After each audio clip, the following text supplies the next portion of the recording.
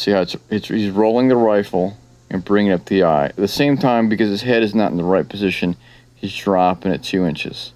He's doing that because it's too low in his shoulder, and he doesn't have his head pre-positioned to pick up the sight. If everything is good, he would be able to snap up right and shoot there. So we see that because he's misaligned, he's moving his head and moving the rifle, he's losing about 6/10. Hey, what's up, guys? So we're looking at a video from Abner Miranda. Go give Abner a follow. He trains a lot. He disseminates some good information. Just using his video as a visual example because I see folks not paying attention to what the body should be doing before the shot, right? How do you set up the carbine? What's the right body position? How do you snap it up to the eye? How do you snap it up to the eye? Minimize the amount of time you're looking at the sights and breaking the shot. This is not a dig on the person or a comparison or anything like that. It's simply observing someone who's a competent shooter and then looking at a technique they may be doing and where we can discuss technique or analyze what they could do to be better. In this drill, he's doing a 1.10 par time for a low ready to hit a 6-inch gong at about 5 yards, I believe. So this should be pretty easy. 1.10 is kind of a long time, I feel, just because I know he can go faster. I think his fastest time on a couple of these runs was like 0.9 or something like that. So what we're gonna look at his technique and then see where we can shave off some time to make it that much quicker. He's starting off with a pretty low ready. This is, maybe like a 80 or 75 degree low ready. I like to personally start with a low ready with the muzzle pointed at the feet of the target, right? Because it sets you up for best practices that you're gonna have the gun in line with your eye when you bring it up, and it's low enough to where you can see things in front of you. The main thing is if you have to engage somebody, you're looking at the hands, the belt line, and face for intent, and you can't do that if the gun is up too high, unless you don't care and you're just trying to kill everything that moves. I guess it's a different story, but we're looking at the scope of legal shooting with identification. So let's take a look at what Abner is doing. We'll put a timer on what he's doing. We'll break it down and see where we can save some time. So let's check it out.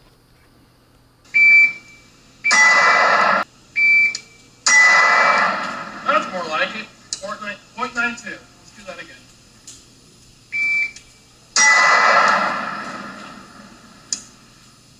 He is probably, I would say he could probably shave off a good, maybe even half second. I don't know. Depends how good he is with this other stuff. But let's break it down. Let's back it up. Let's back it up to the beginning to where he's making his first shots here. All right, so we're zoomed in here. Let's watch what he does here. First of all, we see that his head is moving quite a bit, and the rifle is low on his shoulder, and it's coming off from this angle here, right? So it's at this angle, which is not really in line with his eye because his eye line, right, is to the target here. His rifle should be kind of in his shoulder, a little bit more parallel to that, right? So that way the rifle comes straight up to that line. Right now it's having to kind of rotate over and go over. That's a lot of extra movement. See how he's rolling the rifle and bringing it up the eye. At the same time, because his head is not in the right position, he's dropping it 2 inches. He's doing that because it's too low in his shoulder and he doesn't have his head pre-positioned to pick up the sight. So this roll here and this movement, extra movement, watch it'll go up and then back down. He's moving his eyes and everything to laterally and vertically. That's too much movement. It's wasting a lot of time. So let's say he could shoot, where does he shoot here? That's his final resting position right there. That's where the shot breaks, right? So let's mark this. Let's mark the rifle, right? Let's mark the eye going to the optic, and they should be parallel, right? Let's mark the head like this is the top of the head, right? And that's where the beginning of the rifle is. So these are just markers to help with the visual aid, right? So here's where he can shoot. Let's actually see how long it takes him when he gets the rifle up to his eye for him to shoot. If everything is good, he would be able to snap up right and shoot there. So we see that because he's misaligned, he's moving his head and moving the rifle, he's losing about 6/10. Right, all that time he's just fishing for the sights. He's working around. So right, 6/10, about half a second, like I mentioned, right of him just looking at that, right? So if he shaved off 6/10, I think he said it was a little over a second. I mean, you're looking at a little over half a second for a snap to shoot, right? So again, what can he do to make this better? Let's look at his head right here. Let's mark the head and it's a different color. Let's mark the head with a different color, okay? Right, and let's watch how much it moves. If the top of his head was already where the red line is in that spot there, because he's also, not only is he moving it up and down, he's moving it left to right. So let's watch. See, he's switching eyes. I wonder if he has eye issues, right? Eye issues just means eye neutral. You don't have a dominant eye. You just your brain likes to use whatever eye is best. He's got a red dot, so he's going to want to do two eyes. If one has a preference, it's going to try to maybe force him over for that, right? And then you see the rifle go up and then back down. Let's clear this to show you again. His rifle go up. Let's say it'll snap here. Boom, shoot. Let's mark it.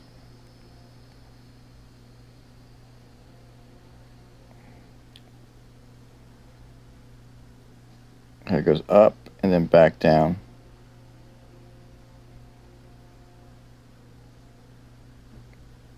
Shoot. Up and back down.